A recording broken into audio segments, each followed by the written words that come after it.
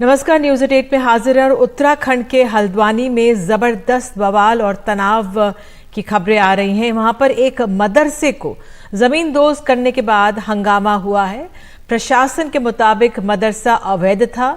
अधिकारियों और पत्रकारों पर पथराव हुआ है। कई गाड़ियों को आग लगाई गई है। पथराव में कई पुलिस वाले और पत्रकार घायल हुए हैं। ये मामला हल्द्वानी का है, उत्तराखंड में कुमाऊं एरिया में आता है। कोशिश करते हैं अपने सहयोगी किशोर रावत से बात करने की।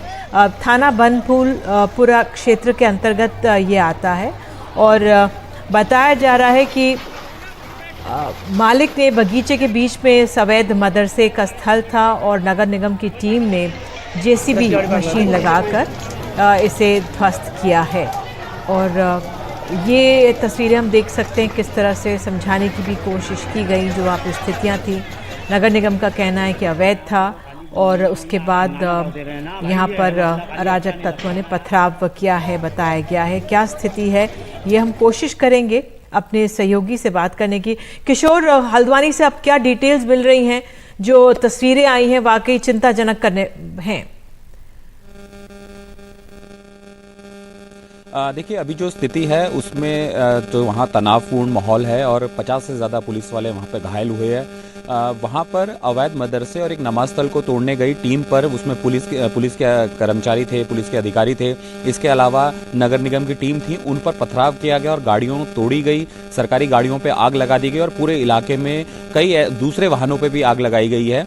अब ऐसे में वहाँ पर और पुलिस कर्मी भेजे जा रहे हैं, पुलिस की टीमें भेजी जा रही है, लेकिन उस पूरे इलाके में माहौल बड़ा तनावपूर्ण हो गया है। वहाँ पर गलियों में जब पुलिस की टीम निकल रही थी, उनकी गाड़ियों पे पथराव किया, पुलिस वालों पे पथराव किया।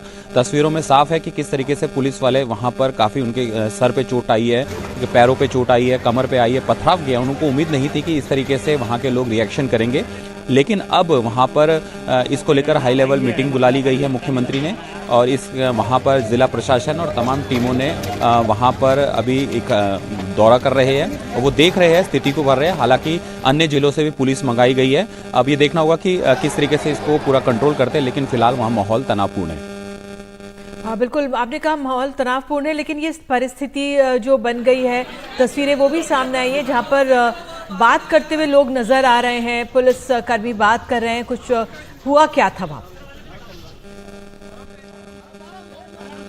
दरअसल उत्तराखंड में जो सरकारी भूमियों पे अवैध कई बिल्डिंगें बनी हैं, बहुत सारी चीज़ें बनी हैं, उनको तोड़ने का काम चल रहा है।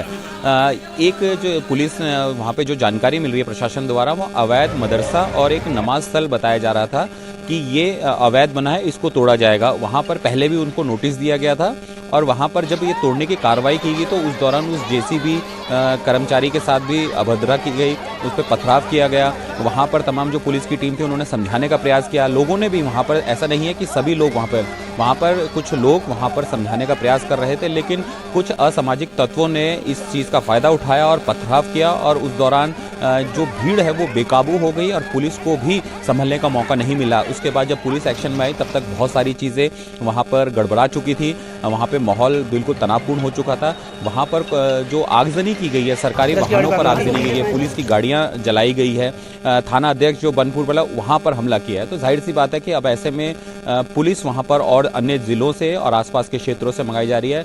संभवतः जो जानकारी मिल रही है वहाँ पर पीएससी भी मंगाई गई है, क्योंकि जो स्थिति है वो थोड़ी तनावपूर्ण ज़्यादा हो गई और ऐसे असामाजिक तत्वों को ढूंढा जा रहा है, तलाश की जा रही है जिन्होंने इस तरीके का काम किया है। जी, आप हालात पर नजर बनाए रखें किशोर। और आइए न्यूज़ 8 में आगे बढ़ते हैं। देश की राजनीति में आज का दिन संसद में सरकार के श्वेत पत्र और कांग्रेस के ब्लैक पेपर के नाम रहा। वित्त मंत्री निर्मला सीतारमण ने आज लोकसभा में यूपीए सरकार के दौर के हालात को लेकर श्वेत पत्र पेश किया।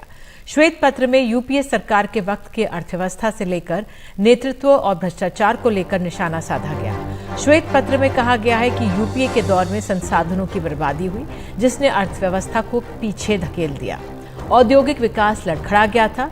यूपीए सरकार ने देश की आर्थिक नींव कमजोर की, भारी कर्ज लिया गया था और राजस्व का भी गलत इस्तेमाल हुआ।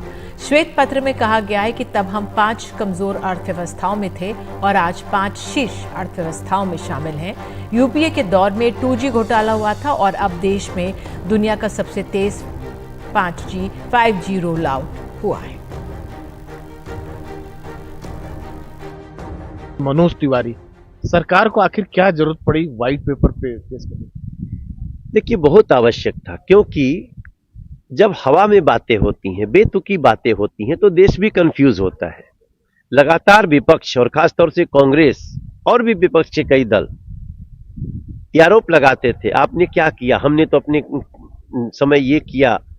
तो इसका सबसे बड़ा निदान था, जो हिम्मत ये मोदी जी ही कर सकते हैं, मोदी सरकार कर सकती है, कि ये लो 10 साल यूपीए का और 10 साल एनडीए का श्वेत पत्र लीजिए, जिसका एक भी लाइन, श्वेत पत्र का मतलब ही है कि उसकी एक भी लाइन कोई गलत नहीं काट सकता, और इस आधार पे अब देश को भी पढ़ने को मिले, जानने को मिले, और अगर शर्म ना आए तो विपक्ष भी पढ़ ले उसको। लेकिन विपक्ष के लोगों, खासतौर कांग्रेस का ये कहना है कि 10 साल पहले की घटना है, जनता ने हमको दंड दे दिया, फिर आज लाने की क्या जरूरत पड़ गई, चुनावी केवल फायदा उठाने के लिए? नहीं, दंड दे दिया, लेकिन 20 साल में बहुत कुछ बदल जाता है।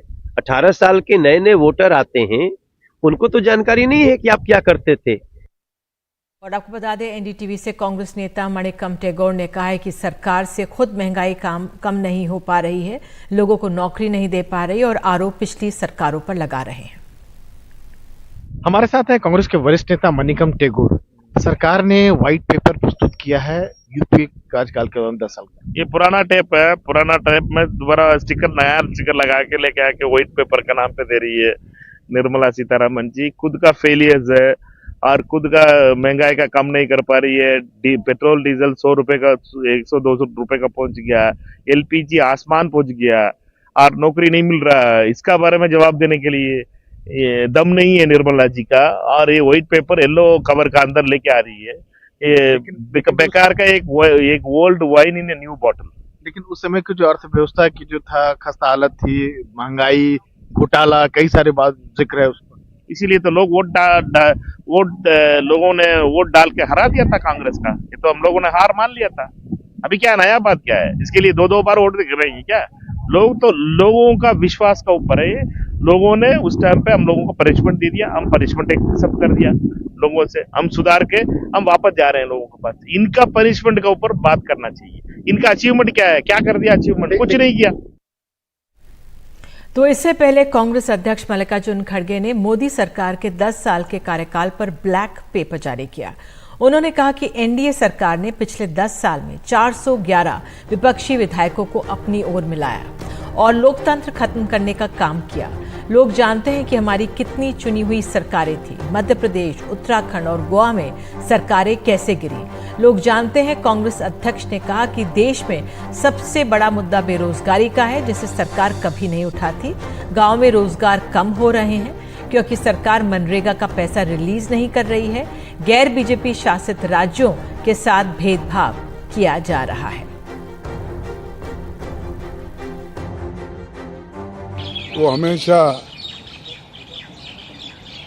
अपनी बात को पार्लियामेंट में जब रखते हैं तो बार बार अपनी कामयाबियों को सुनाते हैं और उनके फेल्यूर्स को छुपाते हैं। और जो हम उनके फेल्यूर्स के बारे में भी जब कहते हैं तब भी हमको उतना उसको महत्व नहीं दिया जाता है। तो इसलिए हमने सोचा कि एक ब्लैक पेपर इस सरकार के खिलाफ निकालना और लोगों को बताना। और कांग्रेस के ब्लैक पेपर पर प्रधानमंत्री मोदी ने भी पलटवार किया। प्रधानमंत्री ने कहा है कि पिछले 10 साल में काफी विकास हुआ है, इस पर किसी की नजर न लग जाए, इसलिए कांग्रेस के ब्लैक पेपर को मैं काला टीका मानता हूं। आज देश पिछले 10 साल में समृद्धि के नए नए शिखर सर कर रहा है। एक भव्य दिव्य वातावरण बना है, उसको नजर न लग जाए, इसलिए काला टीका करने का प्रयास हुआ है। मैं उसके लिए भी खड़गे जी का बहुत धन्यवाद करता हूं, ताकि इस हमारी प्रगति की यात्रा को कोई नजर न लग जाए, ये नजर न लग जाए, इसलिए आपने आज जो काला टीका किया है, मैं तो सोच रहा था सब काले कपड़ों में आएंगे, लेकिन शायद काला जोदू खिंचते खिंचते खिंचते ब्लैक पेपर तक चला गया है, लेकिन फिर भी मैं उसका भी स्वागत करता हूं, क्योंकि जब भी अच्छी बात होती है काला टीका नजर न लग जाए, इसलिए बहुत जरूरी होता है। और उस पवित्र काम को, और आज जिस उम्र के हैं उस व्यक्ति जब ये काम करता है तो जरा अच्छा रहता है, तो मैं इसके लिए भी आपका आभार व्यक्त करता हूं। नोएडा में आज किसानों के विरोध प्रदर्शन के चलते भारी जाम लग गया। संसद भवन का घेराव करने निकले किसानों को महामाया फ्लाईओवर के पास बैरिकेड्स लगाकर रोक दिया गया। कई प्रदर्शनकारियों को हिरासत में भी लिया गया, जिससे लोगों को काफी मुश्किलों का सामना करना पड़ा। हालांकि अब सरकार के आश्वासन के बाद किसानों ने दिल्ली मार्च खत्म करने का ऐलान कर दिया है। किसान नेता सुखबीर खलीफा ने कहा है कि उत्तर प्रदेश सरकार हाई पावर कमेटी बनाएगी, इसलिए फिलहाल प्रदर्शन खत्म कर रहे हैं, लेकिन अगर मांगे नहीं मानी गई तो दिल्ली दूर नहीं। किसान अधिग्रहित की गई जमीन के बदले ज्यादा मुआवजा और भूखंड देने की मांग कर रहे हैं।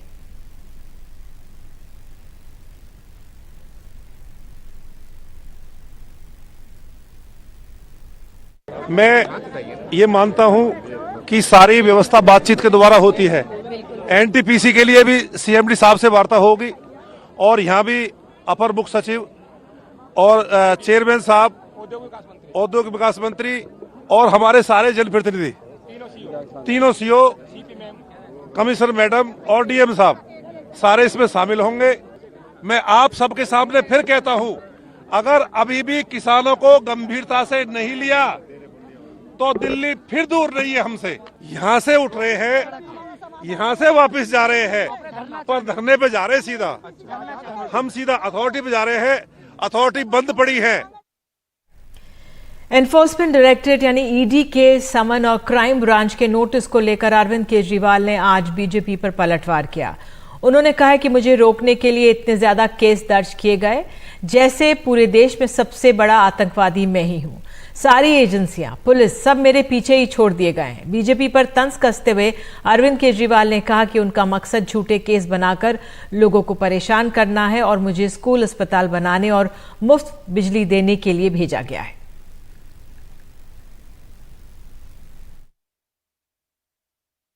इतने इन्होंने पिछले दिनों में तो हमको रोकने के लिए इतने हमारे ऊपर केस कर दिए, इतने केस कर दिए। कभी ईडी का केस, कभी सीबीआई। रोज पढ़ते होगे आप, देखते हो नहीं देखते टीवी में?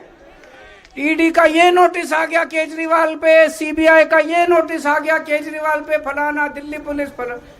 मेरे को तो समझ ही नहीं आता, जैसे पूरे देश का सबसे बड़ा आतंकवादी मैं ही हूं। सारी एजेंसी, सारी पुलिस, सारी सब मेरे पीछे छोड़ रखी है इन्होंने, जैसे पूरे देश का सबसे बड़ा आतंकवादी मैं हूं। और आज मैं बीजेपी वालों को कहना भी चाहता हूं, समय का चक्र घूमता है, समय बड़ा बलवान है, अहंकार मत करो। भगवान ना करे कल समय का चक्र जब घूमेगा और तुम इधर होगे और हम उधर होंगे, कहीं ऐसा ना हो कि यही कानून तुमको खाने के लिए दौड़े उसके बाद। भारत ने कनाडा के चुनाव में दखल के आरोप को खारिज कर दिया है। विदेश मंत्रालय के प्रवक्ता रणधीर जायसवाल ने कहा कि हम इन निराधार आरोपों को खारिज करते हैं। दूसरे देशों की लोकतांत्रिक प्रक्रियाओं में दखल देना हमारी नीति नहीं है। साथ ही पलटवार करते हुए विदेश मंत्रालय ने आज कहा है कि कनाडा ही हमारे आंतरिक मामलों में हस्तक्षेप कर रहा है। एक खुफिया रिपोर्ट में कनाडा ने भारत को एक ऐसा विदेशी खतरा बताया था जो कनाडा के चुनावों में हस्तक्षेप कर सकता है।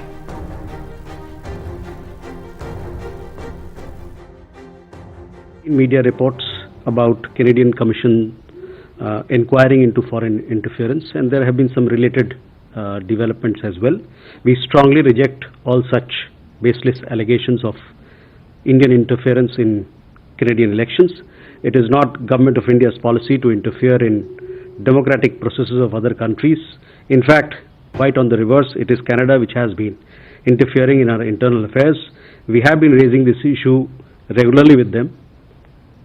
we continue to call on Canada to take effective measures to address our core concerns.